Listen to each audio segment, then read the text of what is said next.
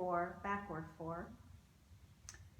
And you can just press the knee away from you to begin with, just to see how that feels. And if it feels okay, to begin to lift your right foot up off of the floor and just begin to bring your left knee and right knee closer to you, flexing through both feet. And then if it feels okay to begin to thread, you'll thread that left arm through that keyhole space of your left leg, and then interlacing either underneath the hamstring or around the shin. So hamstring first, and then check with your body. If you're pretty open in the hips, then you can maybe reach around and grab your shin. But there is not one that is better than the other. All yoga is good yoga, and everybody can be good at yoga. There is no good at yoga. It's what works best in your body, and we're all built differently. We all have different flexibilities. So just saying that you're not flexible is not a good excuse.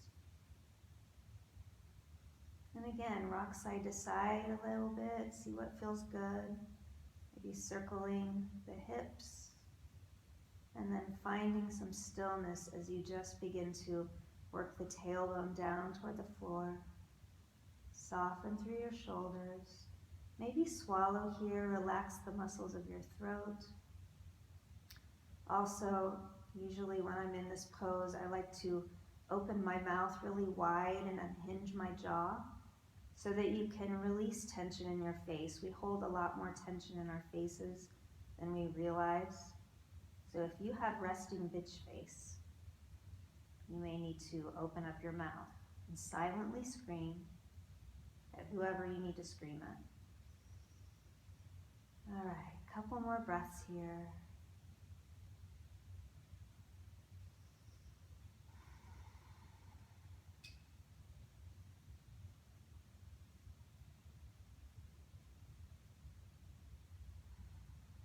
Good, and then from here we'll unthread the arms, release your right knee, and we're just going to hug both knees into the body. Just rock left to right.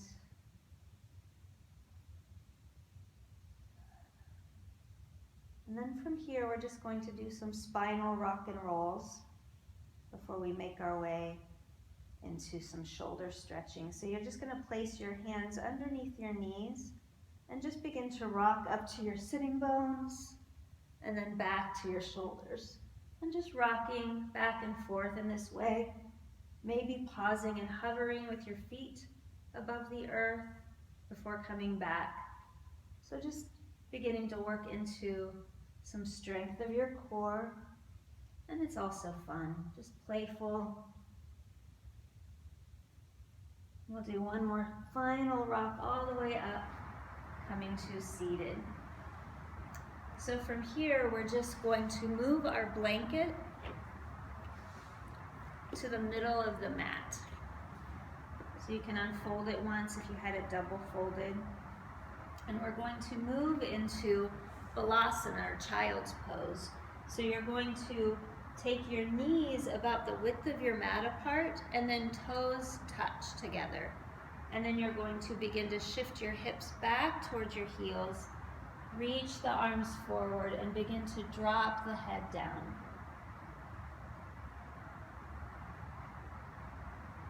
So you can make your child's pose as active as you want.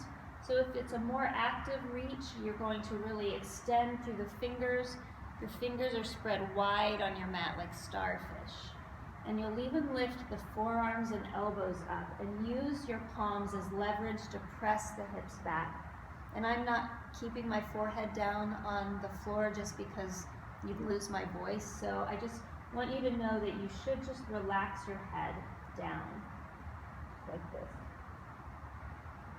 This can also be more of a passive child's pose. You can stack your forearms in front of you and just rest your head on your palms. And even more passive than that is to bring your knees closer together and then reach your arms back behind you and then just rest your head down. So if you're in a more active child's pose, you're going to get more of a stretch through the arms, through the side body, and through the waist. I usually like to do a nice active child's pose at the beginning of my practice and more of a passive pose toward the end of my practice. All right, just take one more breath wherever you are. And then we're going to come to an all-fours tabletop position. So you're going to take your knees about the width of your hips apart, and your shoulders come right over your wrist creases. Again, spread wide through the fingers so you have a nice base of support, and your hips are right over your knees. And then we're going to flow through some cat-cow, and we're just going to move with our breath. So as you inhale, you're going to drop the belly, lift your sitting bones up, and take your gaze up. Arching the spine, dropping the belly. And then as you exhale, push the floor away, tuck in the tail, tuck in the chin, rounding the spine, curling everything in, hugging your belly up towards your back. And then again, inhale, drop the belly, lift the sitting bones, lift the gaze. And exhale, curl everything in, rounding the upper back, tucking in the chin. And we'll flow in and out of this for a few breaths. Inhale, drop the belly, lift your gaze up. And exhale, pushing the floor away as you round the spine. Imagine that you are articulating every vertebra in your back.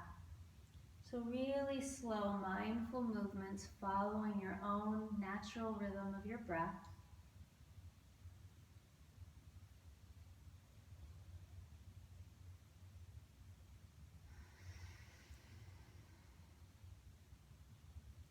And then you can just move side to side here. You're moving more organically, maybe circling the hips a little bit. Going back the opposite direction. Good. And then from here, we're going to stretch into the shoulders and the neck. So I just want you to take your right hand and extend it out. Your pinky finger is down and your thumb faces up.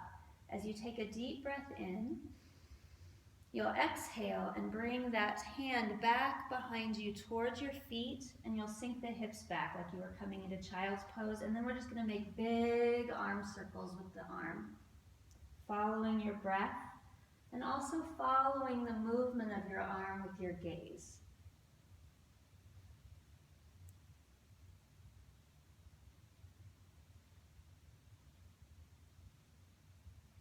We'll do one more full circle around. And on this next circle, we're going to inhale, reach the arm up, but we're going to pause here with that arm reaching. Take your gaze up at your thumb. Take a deep inhale. As you exhale, you're going to thread that right arm underneath the left and come onto your right shoulder and drop your right ear down. Your butt is still lifted up and it's right underneath your knees. And then you're going to crawl the left fingertips forward, reaching through that left arm. And then breathe fully and deeply. So this is a nice stretch for your upper back, your neck, your shoulder. We carry a lot of tension and stress through those areas.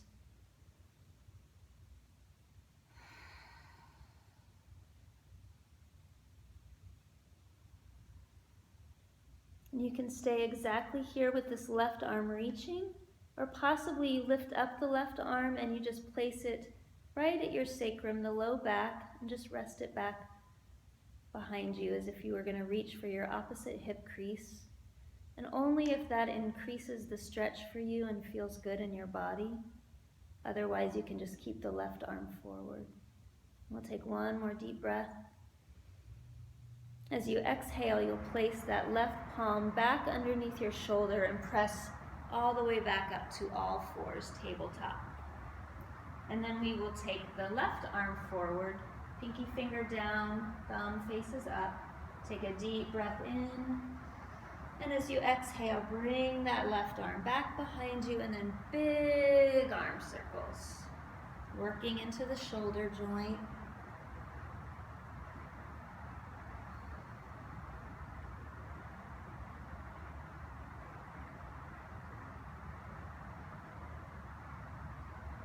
And then one more full circle around. And then this next one will be different, so we'll inhale and pause at the top. Take a deep breath in. And then on your next exhale, you'll slide that left arm underneath the right, threading it under, and then you'll land on your left shoulder. Left ear comes down, and right fingertips reach forward.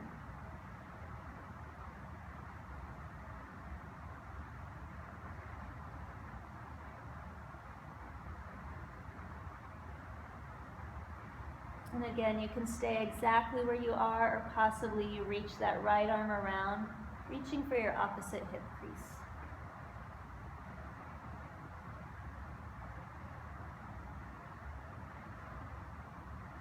And one more breath. And then as you exhale, you'll bring that right palm underneath the right shoulder and just press to all fours. And again, let's take the knees wide, sink the hips back, and come back to Balasana, Child's Pose. Breathing fully and deeply into your back body. Maybe you feel that this Child's Pose is even a little bit different than the first one you did, maybe feeling a little bit more open, maybe able to snuggle in between your thighs a little bit.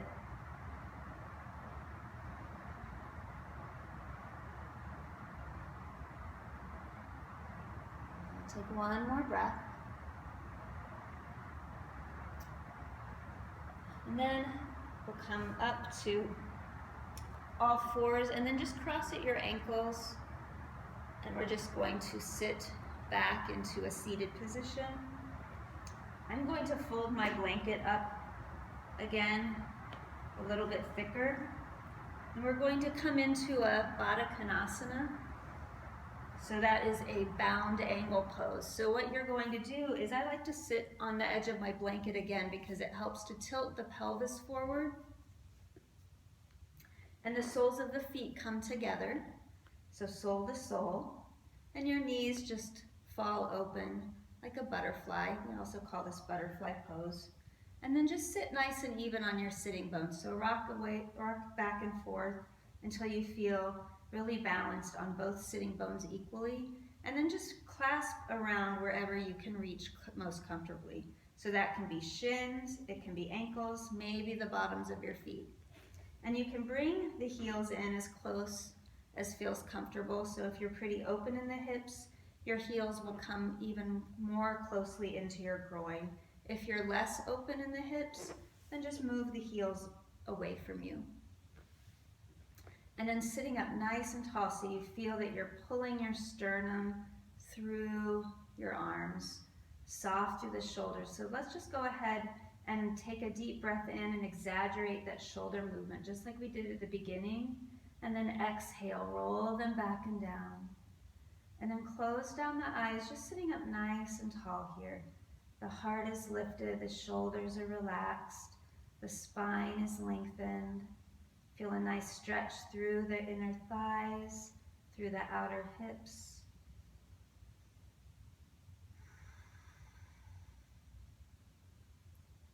And take one more deep breath here. As you exhale, possibly coming forward. So try that out, just beginning to lead with your heart, pulling your heart forward.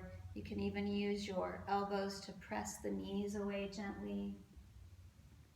And if this does not feel good in your body, sitting up, just upright, is perfectly fine. So you do not have to fold forward. If it feels good in your body, though, you can just begin to extend forward, maybe even dropping the head in. So you feel a nice groin stretch, hip stretch. Take one more breath here. If you're folded forward, then go ahead and keep the chin drawn in as you exhale, keeping the neck relaxed, and then the chin comes up very last. Good. So from here, we'll just bring the knees back together. You can come off of your blanket, move it back to the back edge of your mat.